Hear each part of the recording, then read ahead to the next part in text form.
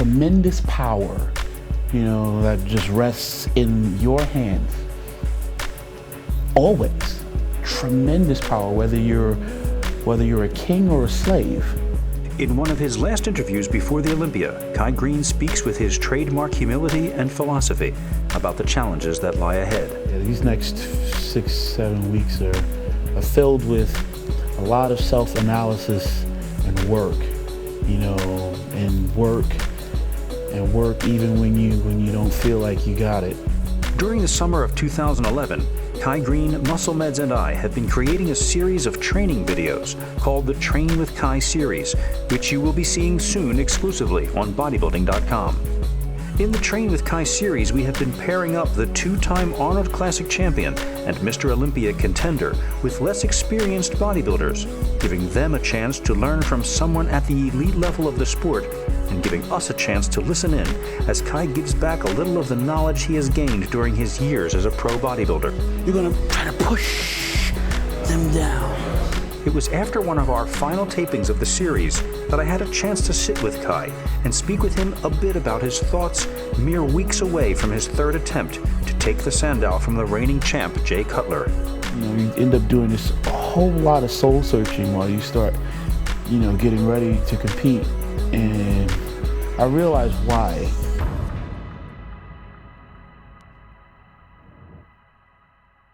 Honestly, there's a kind of desperation, fear that, you know, clearly comes to the surface.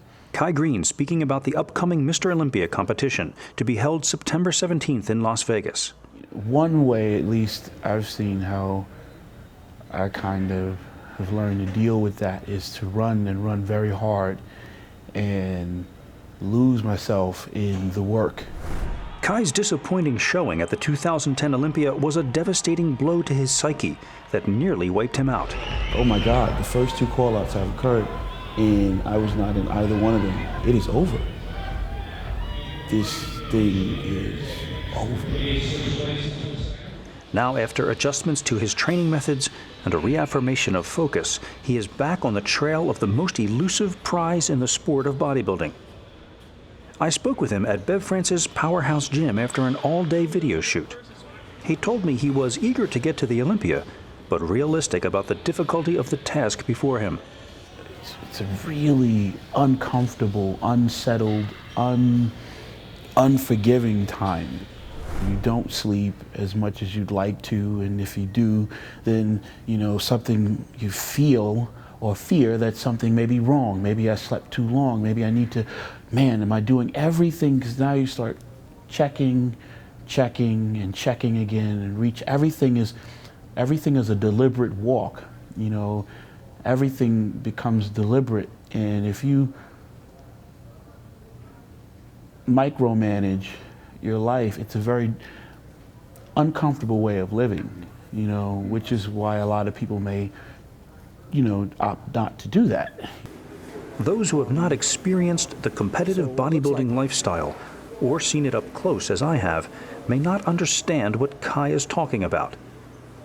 In recognition of the relentless 24/7 nature of the task ahead of him, Muscle Meds and I decided that it would be best if this video shoot, 6 weeks before the Olympia, would be the last for now. We wanted to back off and give Kai his space to concentrate on winning. But giving space can be a mixed blessing for one very important reason. Because the onus of responsibility is on you.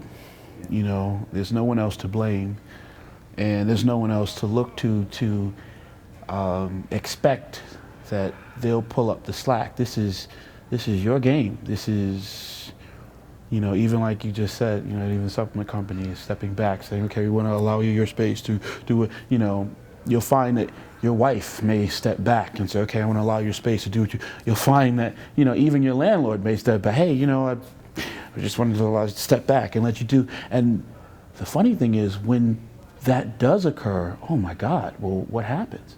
The spotlight is on you. You know, whoa, you mean I can't blame you for being in my way?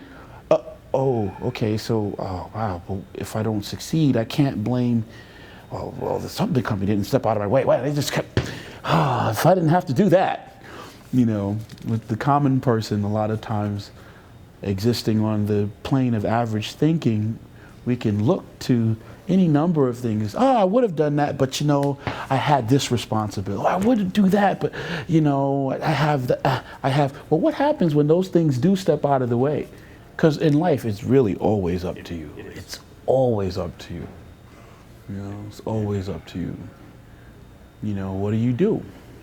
It's tremendous power, you know, that just rests in your hands. Always. Tremendous power, whether you're a king or a slave.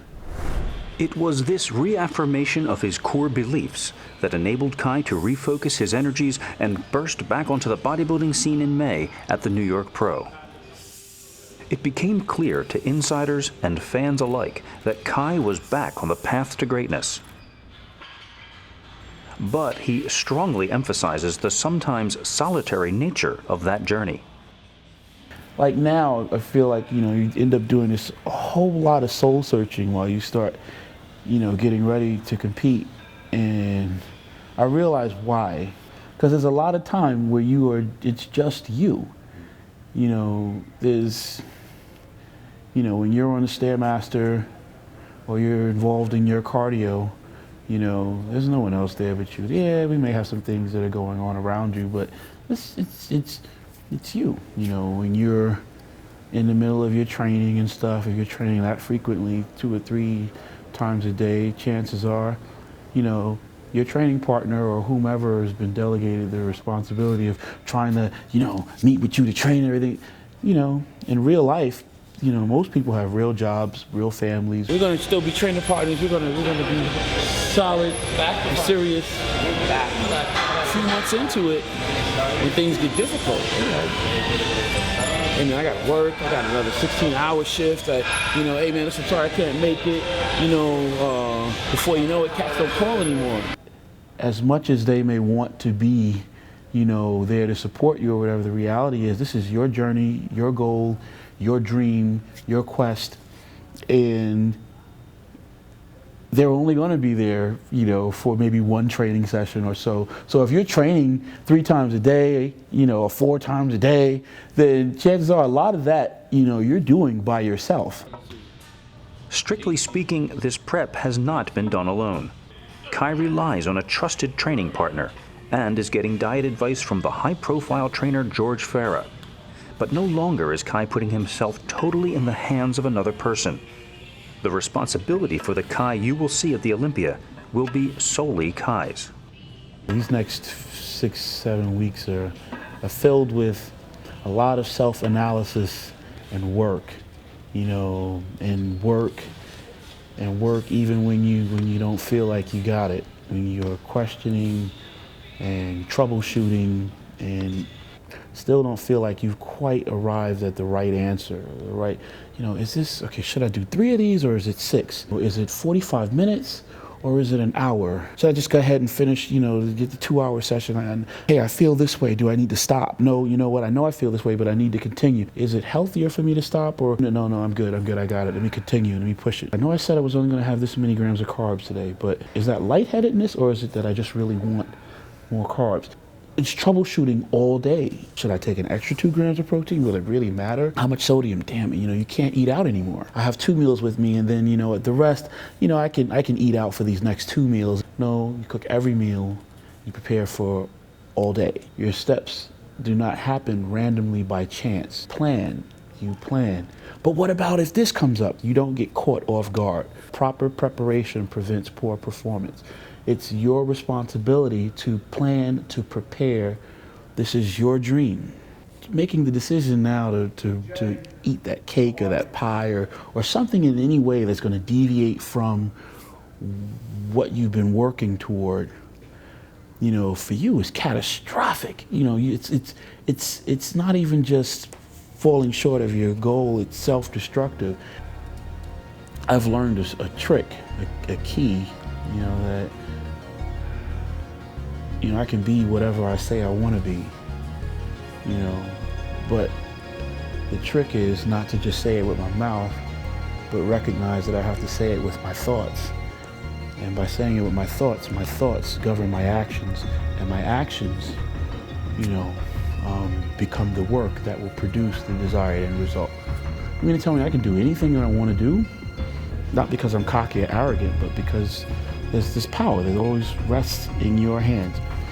Whether you acknowledge it, it's up to you. But so then I have to go forward and win the Olympia then. Not because I'm saying anything negative about anybody else or because I'm just trying to be a cocky guy, but nobody wants to be the burnt up French fry at the bottom of the barrel. But if you ask to be that, and if you think yourself to be that, you can create a pathway towards becoming that. And so easily have I seen in my life and other things where I could very easily have assumed becoming that, what do you want? What do you expect from me? It is well known that Kai Greene's path to the Olympia has its roots in his difficult past as a youth in the foster care system. When he speaks of those days, the memories are as fresh as if they happened yesterday. I didn't want to do things that, other people did, like to play basketball. It was just so common. That's common. You wanted to stand out. You knew you needed to stand out. Otherwise, you're just going to be one of them foster kids with just too many problems anyway. For anybody to really want to pierce the surface and try to work with you or help you, you better have something special, Not being able to fit in very well, not really knowing how to do that. This is something that reached out to me, The odd, quirky behavior I had that wouldn't let me fit in anywhere else was perfect for this. The loneliness, the solitude, the anger, the problem managing it. That's what this is requiring. Passion, drive, violence, and that. Because when it gets difficult, it's not about just wanting to take pretty pictures. There's a part of this that's ugly, and you gotta be just as ugly, because it's a part of you. Yeah. It's a part of you that's not pretty and not nice and doesn't fit in so well, but you find a way to use it and channel it to do something that helps you build something beautiful. The act of creation begins in the mind. To build something beautiful, insubstantial thoughts become words, which become actions, which is the work that brings us ever nearer to our goals. As he presents his body to be judged on the Olympia stage, he knows that he will be up against others who share his mindset, who believe as he does, and who have worked as hard. He knows that they are as determined as he to be the best. You will never hear Kai Greene speak much about the other competitors. In a way, who he is going to stand beside on stage is almost inconsequential. That's because Kai Greene knows that the only way to win is to be the best you that you can be.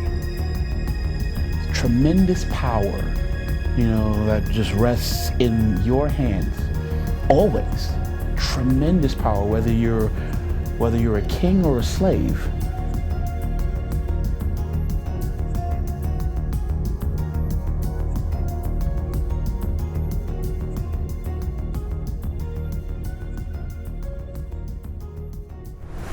Do you want to beef up? Get Carnivore, the world's first all-beef protein isolate. Carnivore delivers the muscle-building power of real beef to help you pack on slabs of muscle. 350% more concentrated than steak, 20 times the creatine of beef, added branched-chain amino acids for increased anabolic effect, ANRT to recycle aminos and minimize ammonia. Now available in 4 delicious flavors: chocolate, cherry vanilla, blue raspberry, and fruit punch. Beef up your physique with Muscle Med's Carnivore, the most sought-after anabolic protein ever created.